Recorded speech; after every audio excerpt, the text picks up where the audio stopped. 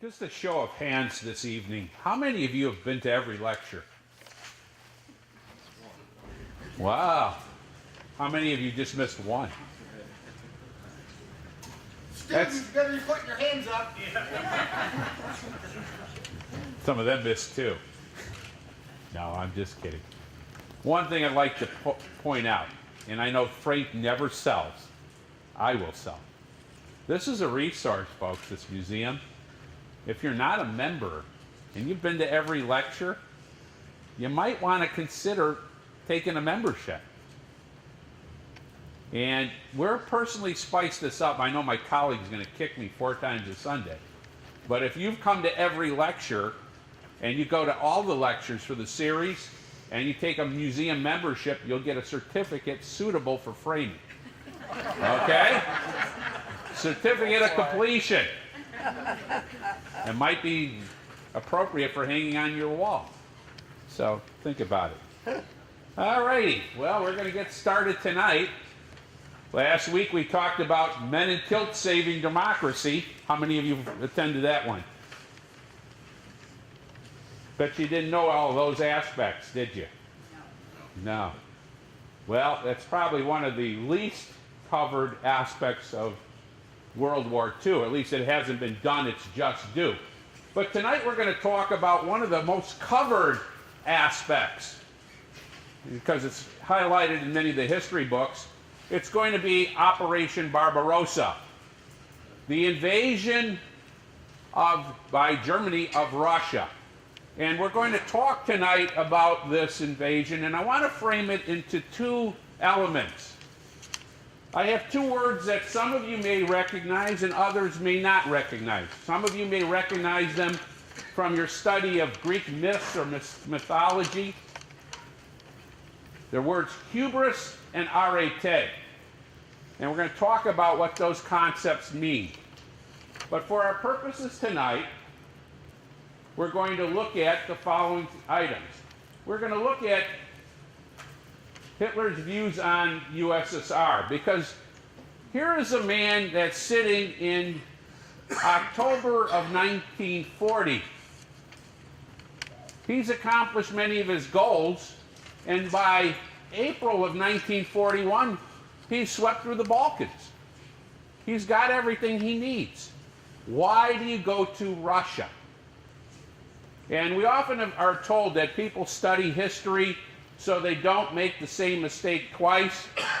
And I always say that to students, that's hogwash, because then we'd only have one war, right? One genocide, one, catastrophe, because we would have learned from the first one and never repeated it again.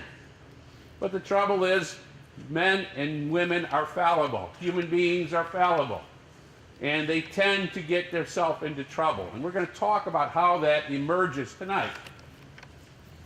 We'll also talk about the USSR's bad state of affairs. How Stalin may have invited the problem and may have been living in a sense of denial in terms of his relationship to Hitler. And oftentimes we do this ourselves, maybe in terms of our health issues, finance issues, a number of things. We tend to minimize bad news, right?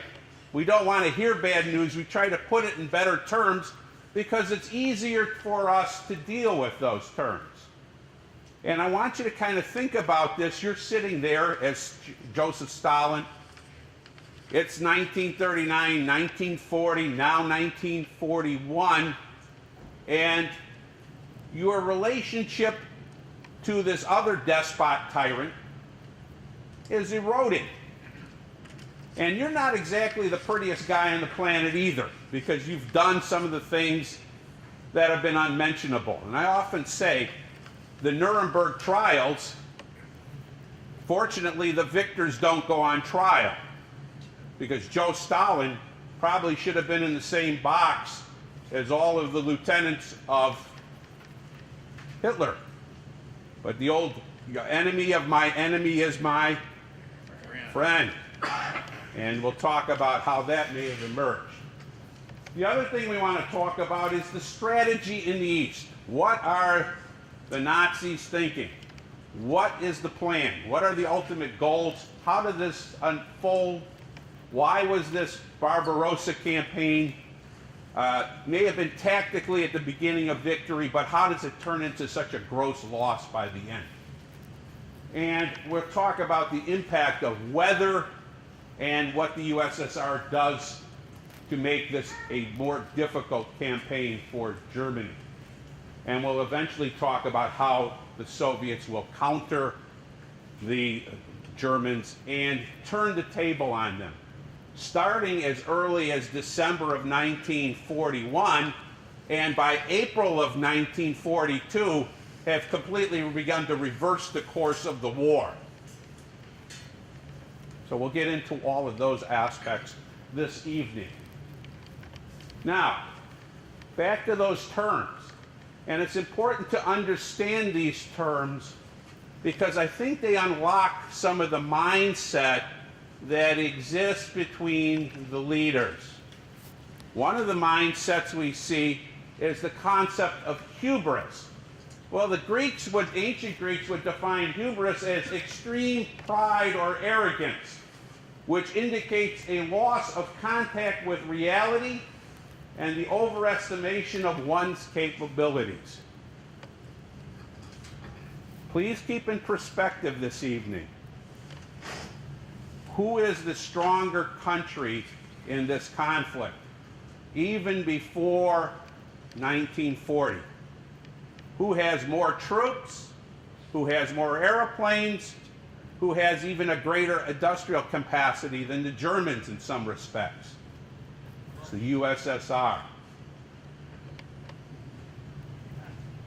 So why does Hitler think that he can roll over Russia? And we'll get into that this evening and what's shaping his mindset.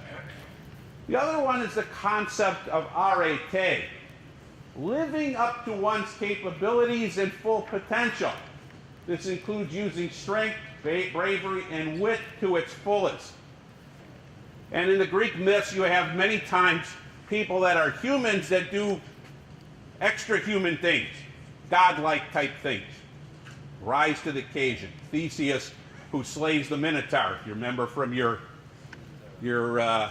mythology, right? A mere mortal that didn't have the strength, and how does he lock himself into the labyrinth and kill the Minotaur? Well, that's a case of arete, something that we can't always define. And we'll see elements of that when we look at the Soviet response tonight. How arete is going to kick in, especially when the Soviets are losing as many as 600,000 men in 1 week, losing armies. And how can they replace them? And how do you motivate the next group to go out and fight? And we'll look at how Stalin utilizes familiar things that were not in vogue. They weren't things that he was in favor of prior to the German invasion, and how he will exploit them.